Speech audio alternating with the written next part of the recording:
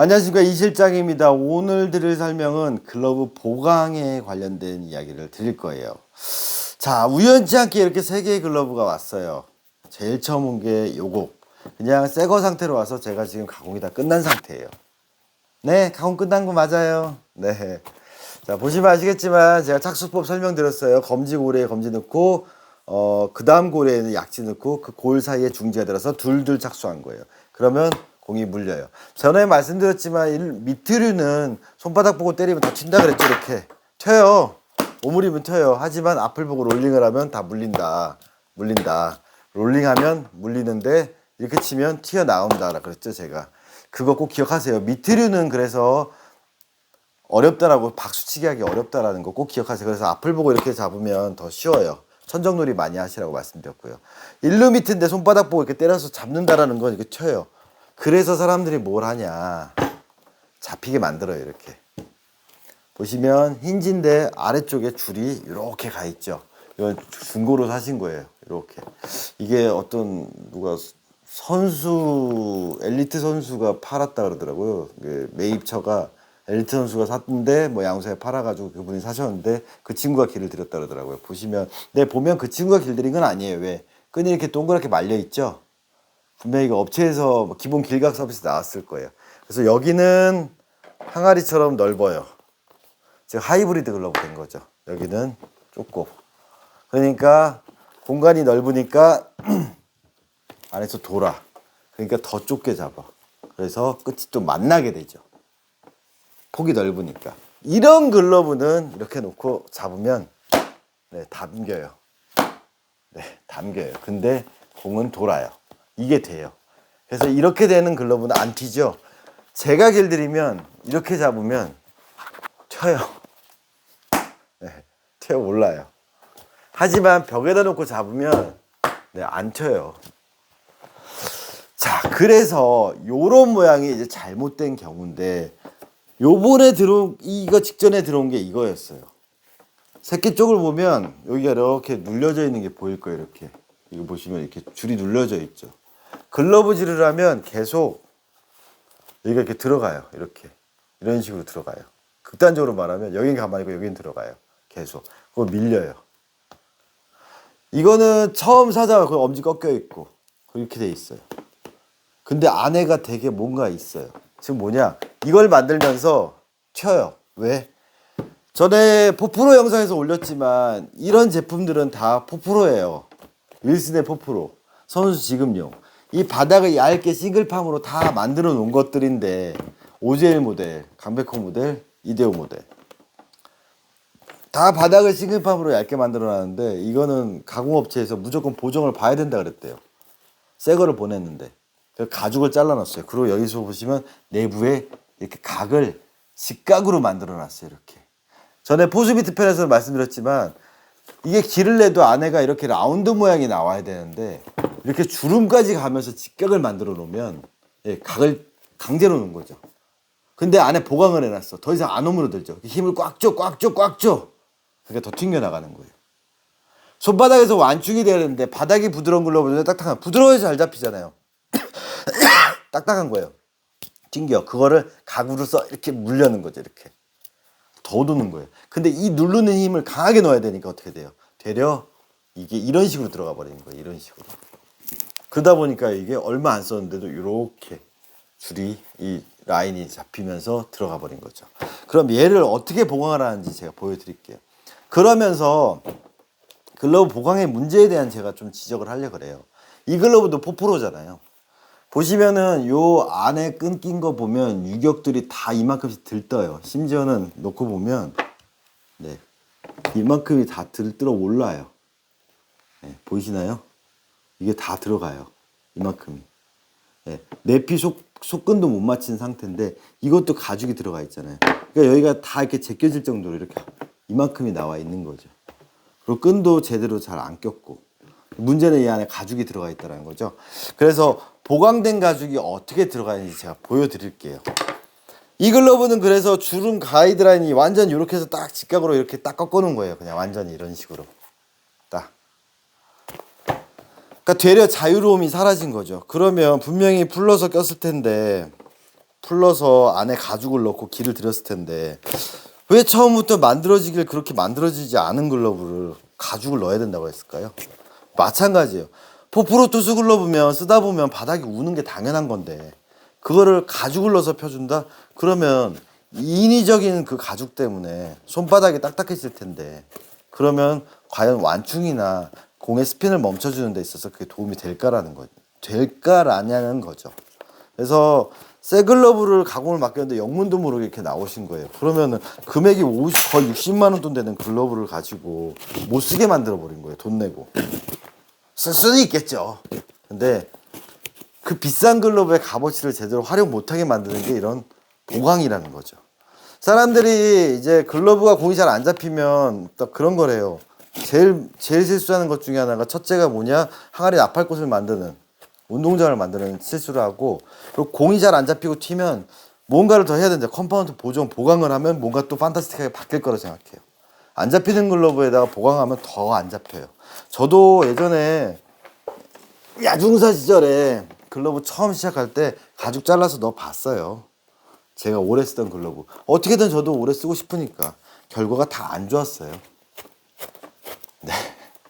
초기에 진짜로 대학생 때 몇 번 해보고 그리고 저희는 대학생 때니까 글러브 오래 쓰잖아요. 차라리 안 하니만 못하는 게 보강이더라고요. 보이기에는 딱딱하고 되게 뭔가 힘이 살아난 것 같이 이런 것처럼 뭔가 이렇게 판판하고 좋을 것 같죠. 실제 야구랑 플레이를 했을 때는 더 안 좋은 게 보강이에요. 그 보강이란 개념이 더블팜, 싱글팜이랑은 또 다른 개념인 거예요. 처음에 제작될 때 전에 라방에서 말씀드렸듯이 얇은 가죽으로 스카이빙 친 동피 가죽 계열의 그걸 잘라 넣는 게 아니라 이상한 가죽, 두툼한 가죽에다가 막 재단을 해서 집어넣는 거예요. 분명히 처음에 글러브 형태를 잡을 때 재단물에서 합봉을 해서 형태를 잡으면 어느 정도 또 나중에 이 글러브 형태를 잡는 쉐이핑 작업이 들어가거든요. 그러면서 가죽이 좀 변형이 일어나요, 틀이. 근데 거기다 다시 평면인 가죽을 잘라서 집어넣는다? 말이 안 되는 거죠. 보시나요? 이 가죽 보이시죠? 네. 정체불명의 앞뒤로 다 깎여 있는 가죽이 들어가 있어요. 그리고 구멍 뚫어가지고 재단해서 뭔가를 넣네요. 네.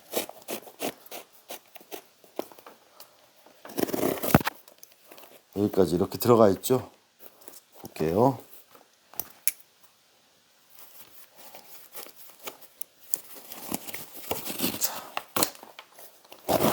지루하시면 빨리 돌리시면 돼요. 그래서 여기 컴파운드 잔뜩 칠해 놓고요.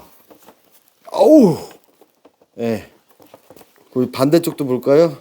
어우, 반대쪽도 양면에다 컴파운드 다 발라놨어요. 본딩은 안 했나 모르겠네. 전에 보면 가끔씩 보면 돼지 본드도 발라놓던데. 우와. 어디까지 풀러야 되나 이거를. 와, 이거 넣기도 힘든 작업을. 오.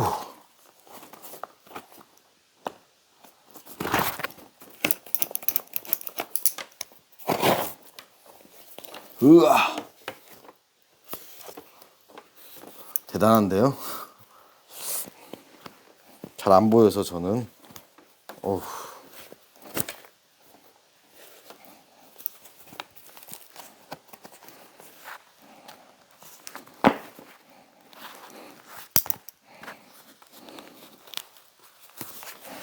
으아.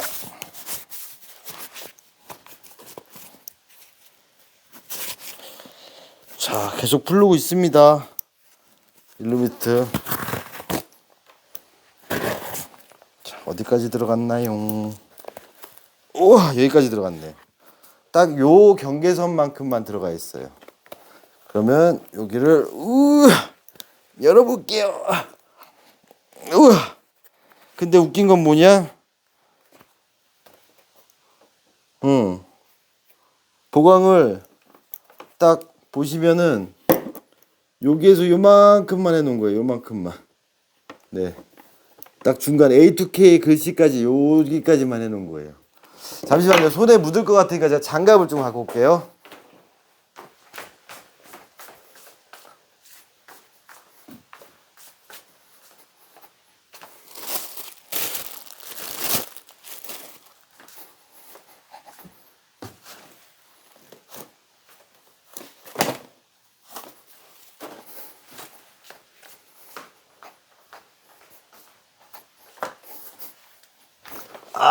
죄송합니다.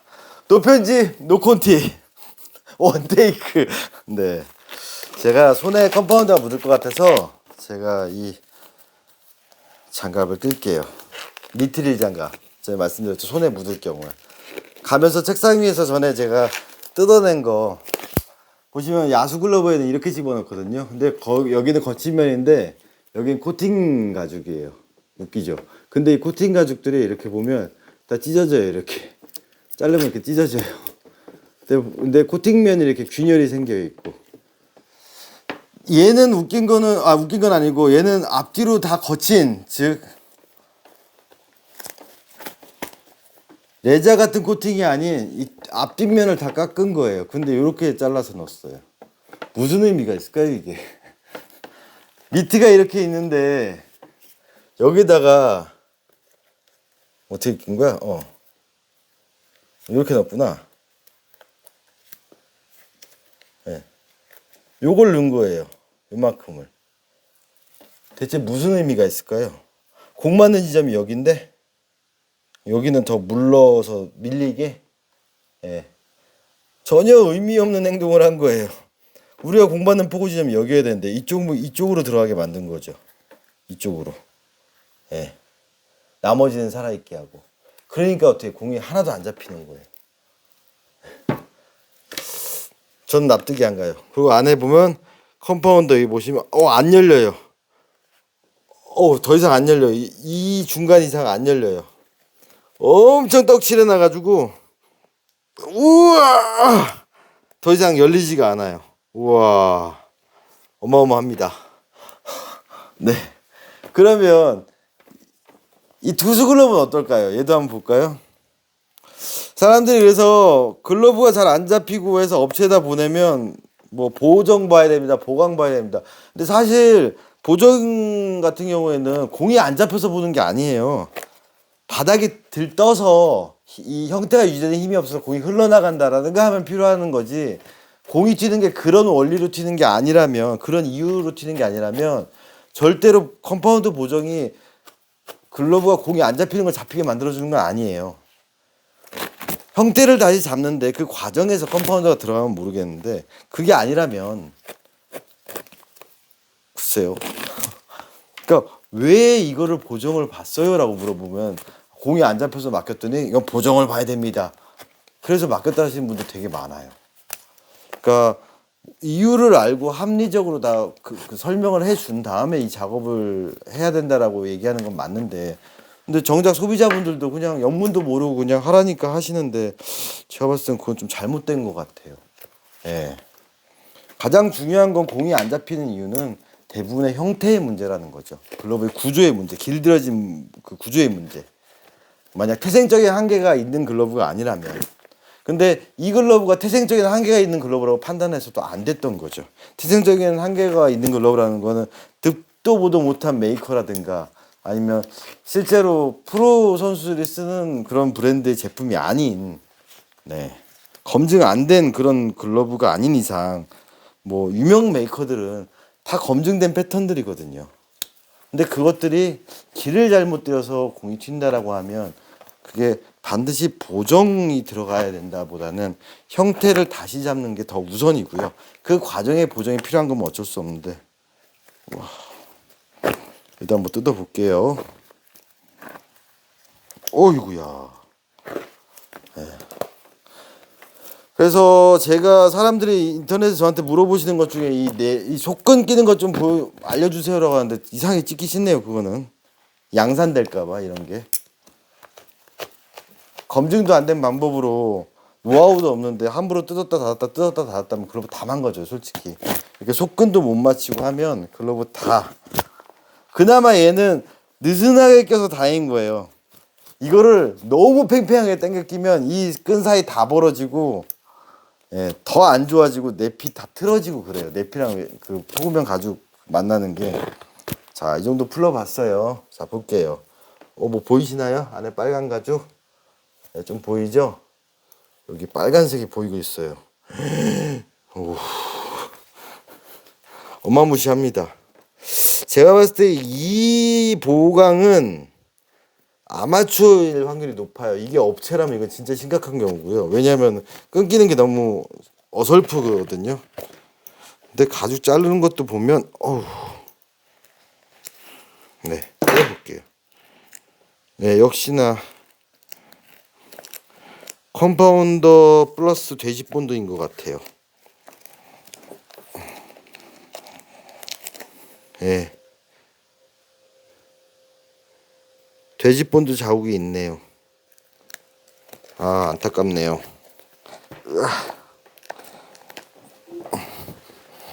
얘는 어떻게 들어갔냐? 예, 이렇게 들어가 있어요. 보이시나요? 예, 이렇게 들어갔어요. 예, 아마추어 같아요. 그리고 예, 컴파운드뿐만 아니라 돼지본드까지 같이 썼네요.